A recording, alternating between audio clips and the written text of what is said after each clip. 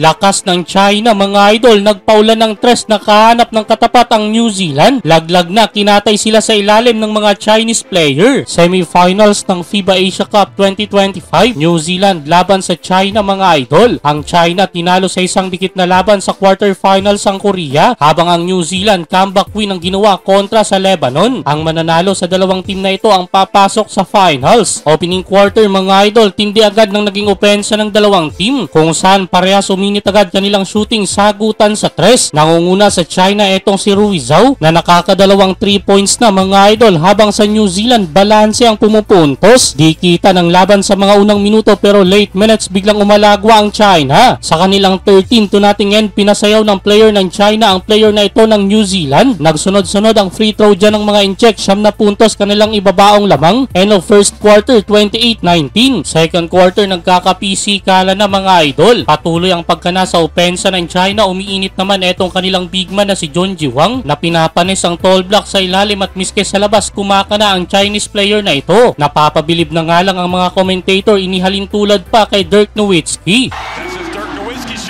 May mga nagagawa naman ang New Zealand mga idol, pero sumasakit ang ulo ng kanilang fans dahil laging may sagot ang China. Tindi ng mga galawan ng mga incheck. Under 4 minutes palo na, double digit kanilang lead 42-31. Pero may bawi ang New Zealand sa kanila namang 9-0 run. Lahat kumukontribute sa kanilang team. Babadalawa lamang ng China. End of second quarter 42-40. Third quarter nagkapalitan na muli ng puntos ang dalawang team. Tres mula kay Moabi King, patuloy naman ang pagpuntos sa ilalim ng mga big man ng China. Mainit pa rin ang outside shooting ng China mga idol, na pumakawala ng tatlong sunod-sunod na tres. Diyan umabante na naman nga sila 65-59 under 2 minutes. Pero naibaba ulit yan ng New Zealand sa dalawa sa tres na ito ni King, at sa putback ni Smith Milner 68-66 end of third quarter. Fourth quarter sumalampak na ang big man ng China. Mainit pa nga rin ang palitan ng basket press, naman sinagot ng New Zealand, pero under 6 minutes muli na namang umabante ang China mga idol. Init din offensively netong naka-jersey number 5 na si Liao. Back-to-back layup 78-71, pero sa play na ito, butata inabot niya kay Max Darling na nauwi sa slam dunk ni Moabi King. May kasama pang foul mga idol, may pa-stare down pa sa player ng China. Pero patuloy na kinakatay sa ilalim ang New Zealand ng mga big man ng China. Another slam dunk mga idol, at etong si Rui di pa rin mapigilan sa pagkana sa labas na pinasigundahan pa ng isa pang tres. Netong naka-jersey number 0, pinakamalaking lamang na para sa China. 89-76 under 3 minutes. Well, sumubok pa na bumangon ang New Zealand. Another 3-pointer naman mula kay Moabi King, pero di nauubusan ng bala ang China. Sa tres na naman na ito ni Zhao Rui, dyan na natapos ang laban mga idol. Talo ang New Zealand, pasok na sa finals ang China.